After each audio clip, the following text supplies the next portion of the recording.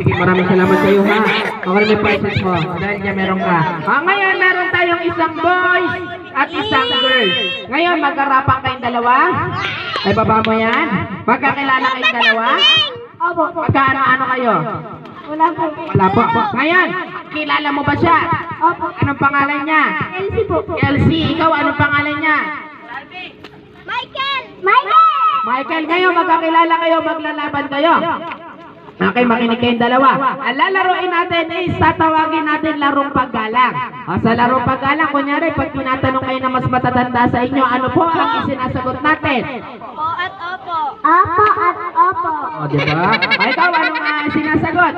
Opo at opo. Very good. Ngayon, dahil mas matanda ko sa inyo, makinig ka po and makinig ka. Lahat ng itatanong ko sa inyong dalawa, ang isasagot nyo, puro opo. Wala kayong ibang isasagot kung hindi opo. Ano ang isasagot? Opo. Anong isasagot? Opo. Kahit ano kahit anong tanong ko, opo lang kasagot at tignan natin kung naintindihan nyo ha.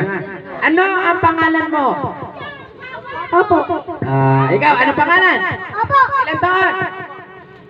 Opo. Kaya puro opo, ilang taon? Opo. Kaya pabilisan, gagalingan natin. Ano pangalan? Opo. Ano pangalan? Ilang taon? Ilang taon? Nag-aaral? Nag-aaral? Pogi ba ako? Pogi ba ako? Pogi ba siya? Maganda ba siya? Crush mo ba siya? Talo na. Matatagal ka. Sige, isa ba? Crush mo ba siya? Opo. Crush mo ba siya? Mahal mo ba siya? Mahal mo ba siya?